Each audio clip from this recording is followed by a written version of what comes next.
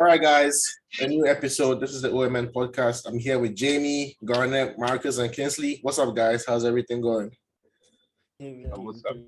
All right, so today we want to go over free agency. As you can see, free agency started last night at 6 p.m. Eastern time.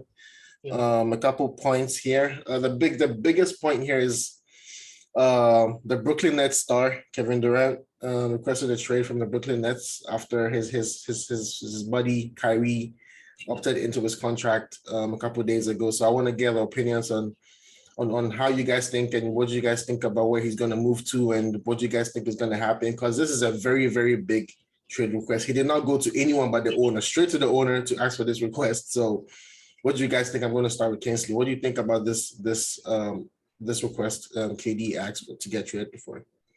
Yeah, I think it was coming because he really studied how the team was going, and he knew it was never going to win again, like with the Brooklyn Nets. With how the East is becoming now and how like teams are emerging. So I feel like it was coming to this. And now that he's requested for a trade, I don't think Kyrie would stay. I feel like Kyrie will get traded too. Yes. So you think the plan they had for the Brooklyn Nets is just everything was done all right? Yeah, it was done when Harden left, to be honest. Yeah. It was done when Harden left. At least now, people will not blame Harden for like wrecking the team. All right. So I feel like Kyrie takes most of the blame. But yeah. Jamie, what do you think the biggest tipping over point was for KD and for the whole, plan they had for these three guys? What do you think actually, made them just split up like that? I think so. I was thinking about it yesterday, and then going back to some of the comments he made during the playoffs, especially when they got eliminated, you could see that he felt very let down by how everything happened. Because if you go back into the season, when KD came back from the injury, he had to play so many heavy minutes in order for the team to have a chance to go into the play-in and then eventually make the playoffs. So that took a huge toll on him. And all that happened because Kyrie decided not to get vaccinated, and then he was out of the team, in and out of the lineup. And so then the team, when KD was getting injured, the team was second in the East. And then by the time he came back, they were out of the play-in. Right. And so he had to play the whole team and then carry the whole team by himself back into the play. So that took a huge toll on his body. And then that showed in the playoffs that the team had no chemistry. KD was just being, hit left and right. He couldn't withstand the Boston defense. And then he had to do everything by himself because, mind you, James Harden was gone and then Kyrie wasn't showing up. And so when everything ended, he knew the team was going in a bad direction. Right. And then if you listen to what happened after the playoffs, after they got eliminated, there was news out there that he hadn't spoken to the Nets front office in weeks. So things were just to fall apart, and then the whole Kyrie thing was just the last straw that broke the camel's back. Right. I agree with you. I think he made his decision right after the playoffs. That's what I think, though. That's just my opinion, because he just knew this was not going to work. Garnett, so what do you think? What do you think is next for KD? What do you think is going to happen to him next? Who do you think are favorites to get him? And, the Nets are saying they want 2 All-Stars and a couple picks to be able to trade Kevin Durant. Who in the league has 2 All-Stars, and what's going to happen next? Well, I know. I think you guys hear me. Yeah. So I think what do you call it? Kevin Durant is very big, and then his trade is going to demand a lot. I mean, he's going to destroy a team to actually maybe get on it. So here's the thing. With him requesting for a trade, I think it's a bit obvious, and it came to everyone as a shock. But then that's KD. That's what he does. I mean, that Brooklyn Nets team was a situationship team. That's what I call it. Putting together players that has issues like KD issues off the court and on the court. I mean, Kyrie and another person putting Ben Simmons in that squad is just like aiding it. But then I think the Suns are having what it takes to get him. But then are you really ready to actually destroy it to actually get to because this guy he comes and then I mean he needs another like extra superstars around him to actually win you something. So are you ready to actually trade for this guy and destroy your team that you've been trying to build for years? Yeah. And I think it will be a very hasty something to actually do, but then people are actually going to go in for him because they know what he brings to the table and what he can actually offer the team. So I think it's going to be a good trade. Right. Let's see what comes out of that. Right. I mean, I think the risk of trading for Kevin Durant right now is they're going to have to trade your young core for him. He's 34. How many years more does he have to play? Marcus, what's up, man? What do you... With this, The most important thing is to answer. Yeah, true. I agree with Yeah, you. Marcus, go on. Marcus, go on. this KD, first of all, their Brooklyn experience has been a disaster. And right now, Phoenix is not going to trade away their young core just to break up just for how many years has he had in him? I think max 3, maybe And 4, stretching it. so I think the team realistically who can give one all-star with a bunch of picks is the Bulls. Yeah. They can just give maybe Vucevic out, give maybe 4 first rounders, maybe 2 second rounders. Mhm. I don't see any team, especially for Durant. People in the league think he's, I don't know how to describe him, but too sensitive for a dressing room. That's what I think. And that's what people also think. So your man, maybe Bulls would be the realistic place. He can team up with DeRozan and maybe. But for Kyrie, we all know we'll give him Russ. We'll give the Nets Russ. Yes. You give them Russ. Yeah. Take him to Orlando. Yeah, I mean, Orlando is building. You don't want to trade away your young core that you worked so hard to draft. And Right. Durant himself wants a team that is already looking like a contending team. I don't think he wants to go to Orlando and do some testing. And he's too old for that. yeah, there's no time to waste for KD. He wants to win now. He wants to prove a point. Yeah. I think he wants to prove a point. He wants to. As for the proving of the point, everyone knows he can't be a leader. He can't lead his own team to win. Yeah. But the Brooklyn experience was the best because they went with DeAndre Jordan, right? Yeah. He's gone. Kyrie is gone. And I don't know whether he'll team up with Kyrie again, but I think the only guy who was in Brooklyn before and after KD was Joe Harris, right? So Joe Harris will have a wonderful story. And besides, Brooklyn had an amazing team prior to this Kyrie. Yeah, they had a good young core. They had Clarkson, they had D'Angelo Russell, they had Dinwiddie, they had LeVert. And they had draft picks. Jared Allen, yeah. So they had a very good young core. And they had draft picks too. They had draft picks. They gave everything to. I think Houston has them now. Yeah. Houston Five picks, 4 or 5 picks. It's Yeah. crazy. Like I said, trading for any of these guys, you're just going to destroy your team that you've been building for years. Trading for any of these guys, you're just going to destroy your team. That's why teams are not really moving. Because this thing is going to destroy it. I mean, Yeah. I mean, with the KD situation, it's touch and go because he's an amazing player. He's top 5 easily, top 3 easily in the league. Who knows? Like, so anyone would want to. I heard half of the NBA teams were calling Sean Marks, asking him for it's gonna happen. He's a hot property on the market right now. But let's see what happens. But Caleb, are you there? All right, I wanted to get his thoughts. Yeah, Jeff, I am. What's up, Caleb? Yeah, I'm good. I'm working on my video and then I'll be on it fully. So. All right, no problem. Yeah, so I want to go into what's going to happen to Ben Simmons and Kyrie Irving too on the Brooklyn Nets. Do you think they're also going to leave? Do you think what's going to happen to those 2 guys too? Well, I think Kyrie is on his way out. Even before KD opted for a trade, because because mind you, this issue with Kyrie goes beyond the contract issue. Mm-hmm. It had become attitudinal. There's been issues about rift between him and the front office, between him and his coach Steve Nash that he himself wanted, and then total disrespect to the organization and the coaching staff most of the time. And that's what Kyrie does anytime he wants to leave a franchise. Right. And so it goes beyond the contract issue. So I knew once he opted in, eventually they knew he was going to leave the team. Right. After the season. So they'll definitely find a trade for him even before. And KD also knew it, that Kyrie wasn't going to spend the rest of the year on the team or even beyond this year. And that's why he decided to move right now when it's still fresh. Kingsley, where do you think is a possible landing spot for Kyrie? Where do you think it's most likely he's going to land? I see Marcus grinning and smiling, and the Lakers fan is happy. But Kingsley, what do you think? I feel like he wants to go to the Lakers, right? I mean, he has a connection with Kobe. He would want to he would say he would want to be in Lakers because of Kobe and stuff. But we all know he wants to join LeBron.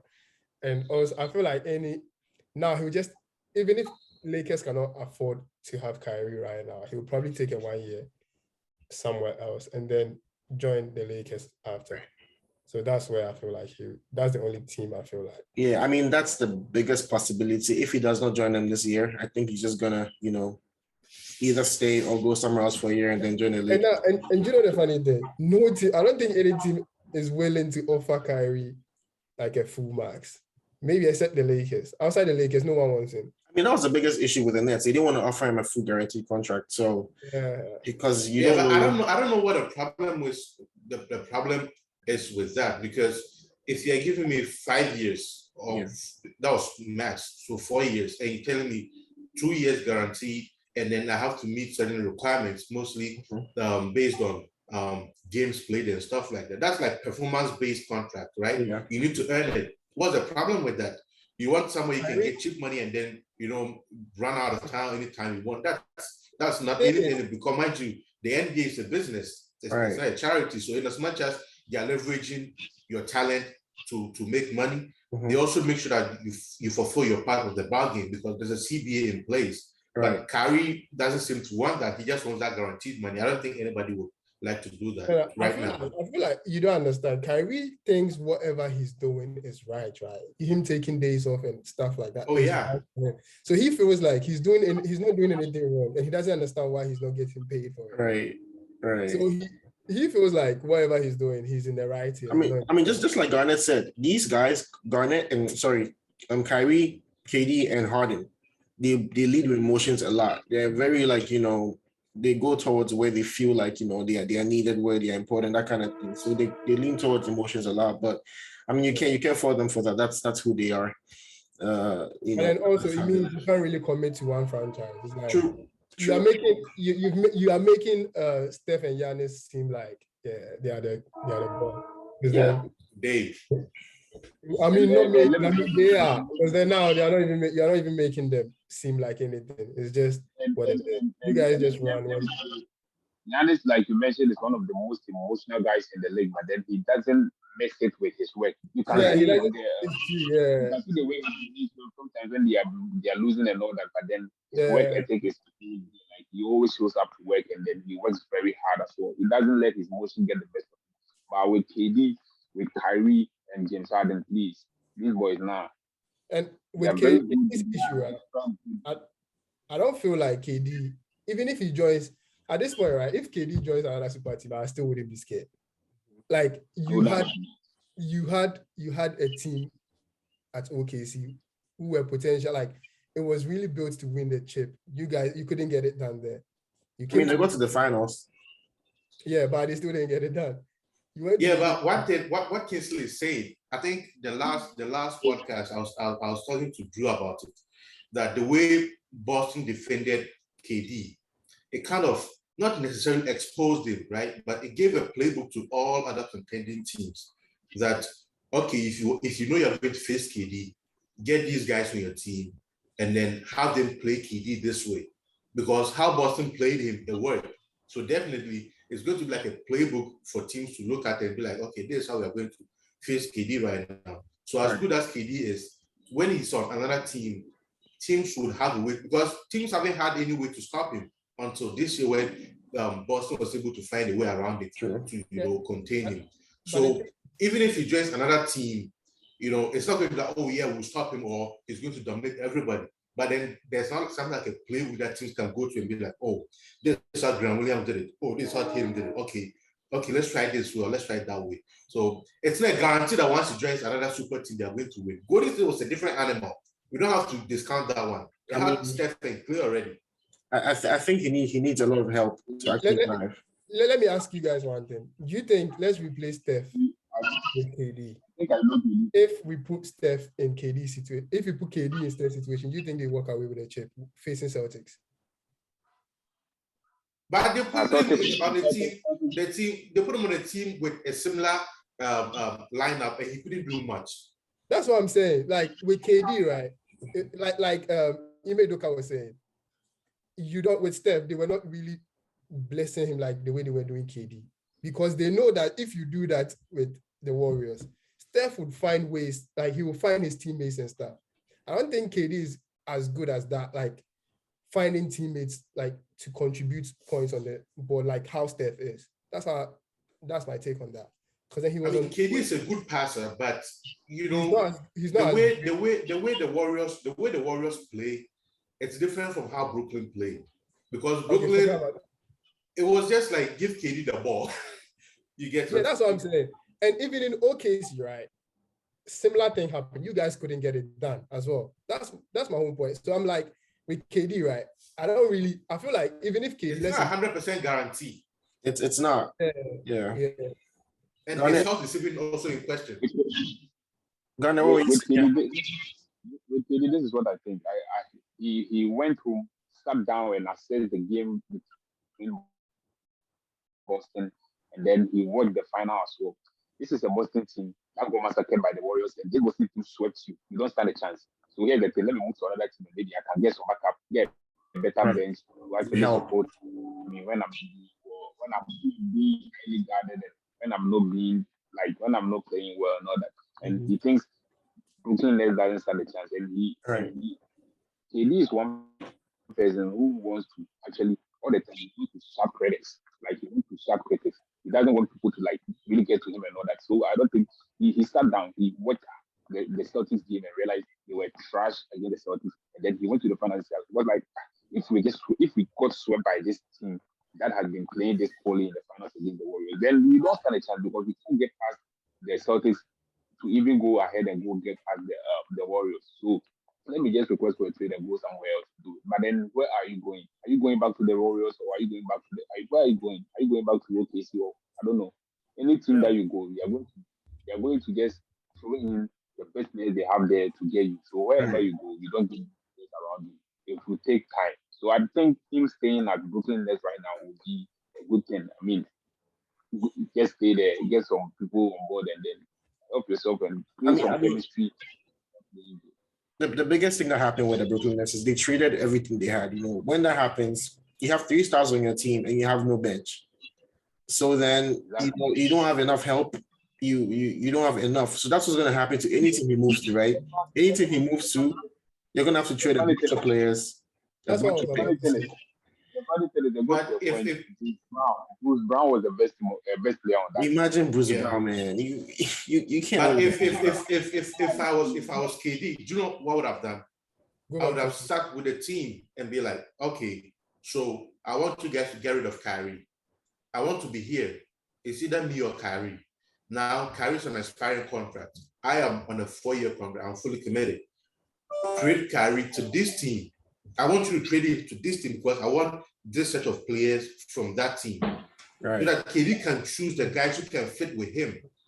KD running out of the door in Brooklyn, I don't think he's running because the organization didn't do anything well, because him and Kyrie ran the organization for the past 3 years. The coaching searches, the how the team played and everything. It was him and Kyrie. So him running is like a dog running with a tail in between their legs. It's a coward move. Yeah, but right? You should have been man enough to stay and told the organization that I want to be here. If that guy don't want to be here, trade him to this team. Give me this kind of place who can complement me.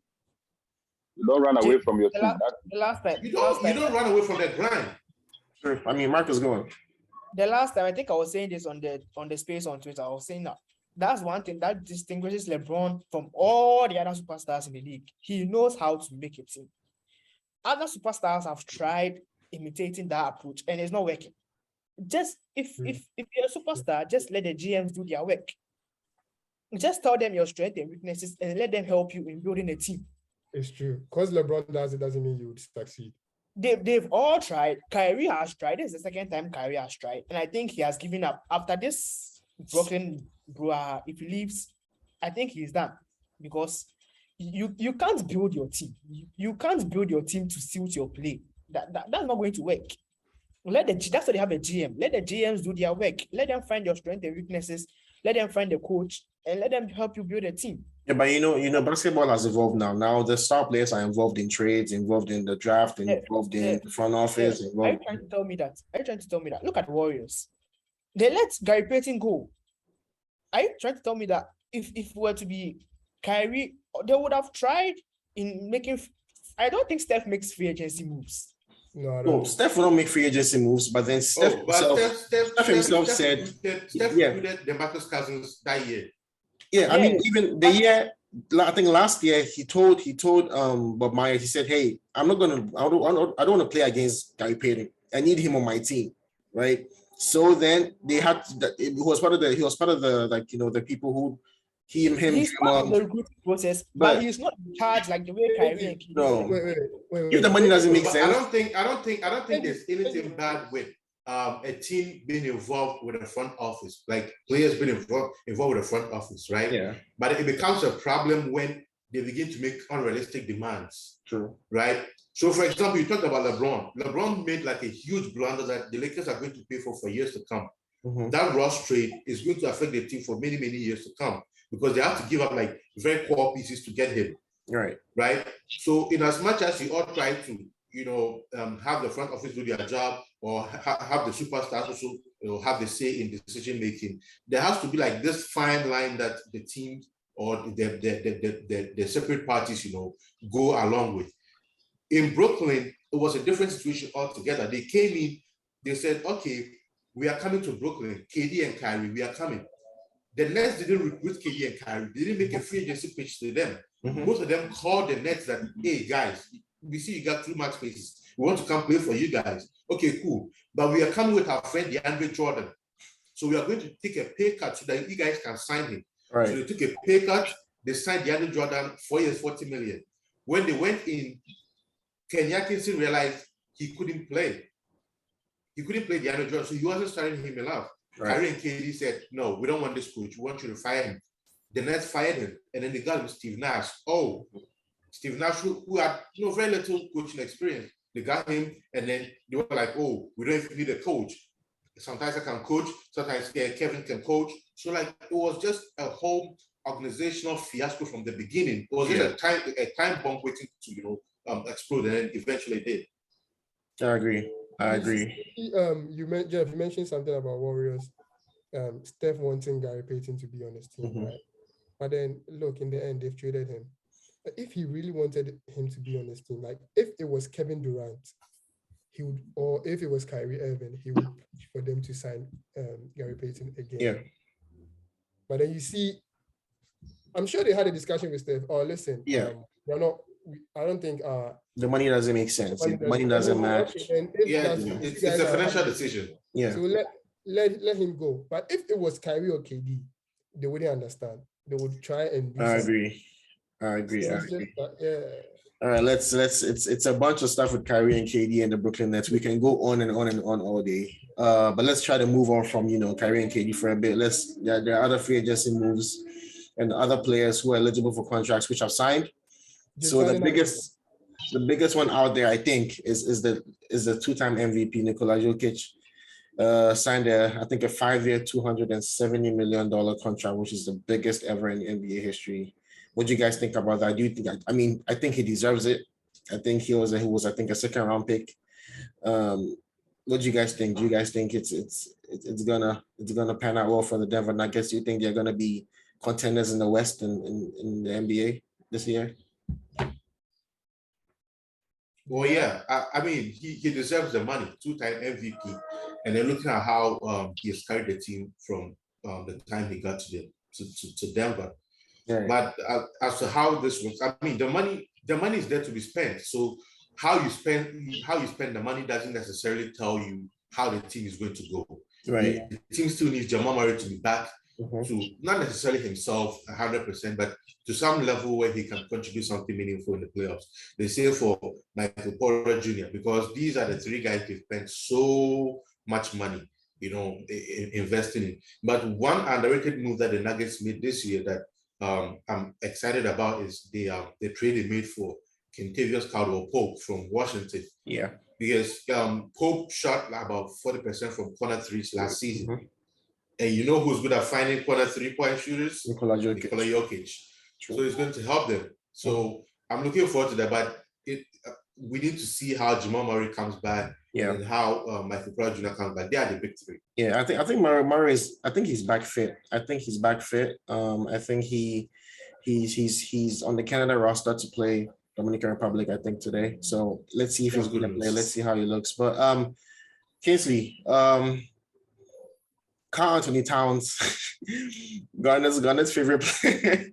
Karl Anthony Towns signed a supermax contract with the Minnesota Timberwolves for $224 million for I think 4 or 5 years.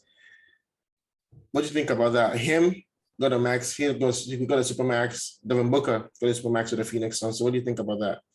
I mean, like, if you ask me if he deserves the 200 or whatever you just said, I would say, well, no.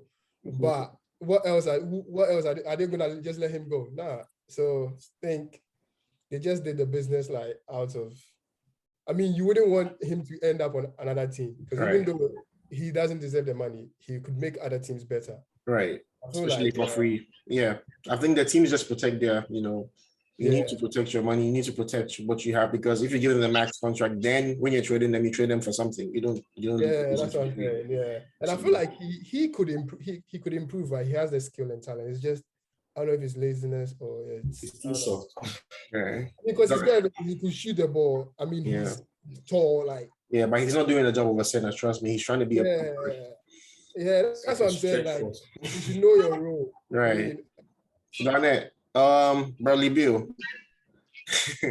I know you're never going back and forth about Bradley Beal's contract. He signed an extension with the Washington Wizards for $251 million for I think 4 years. What do you think about that?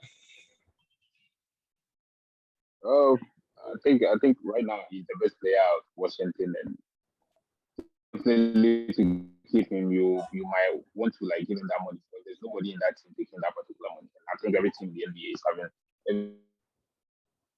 a player that has the super max contract. So I think he being the best player on that team, he contributes a lot, like what he brings to the table. I think he deserves it. But then what I was trying to say the other day was Bradley Beal on another team doesn't deserve that money. Simple. I mean, it depends on the team he's on, though. That's what I think. I think Bradley Beal is a quality player. I think he's very, very good. I think he. Imagine if he was on a team that has a player that actually plays better than him, like offer a lot than him and everything. I mean, he's going to get max, but then super max, no. He doesn't get super max, but with the team he's on right now, really I mean, there are so many clauses. There are so many clauses that would trigger that, a player to be eligible for a supermax or a max extension. So making an All-NBA team, maybe making an All-Star team, making a defensive team.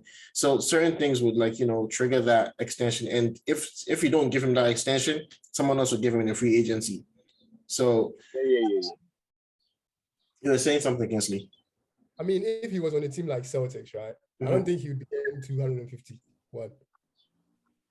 To be honest. I mean, not 251, but I think he's a very good. I think Beal has been consistent. Player, let's be honest. Like, if he was on the Celtics, he's good, but he's Julius Randle good. Oh no, I don't think. No. No, Garnett. Yeah, go on, Jamie. One thing we have to understand when talking about certain things is that context really matters, right?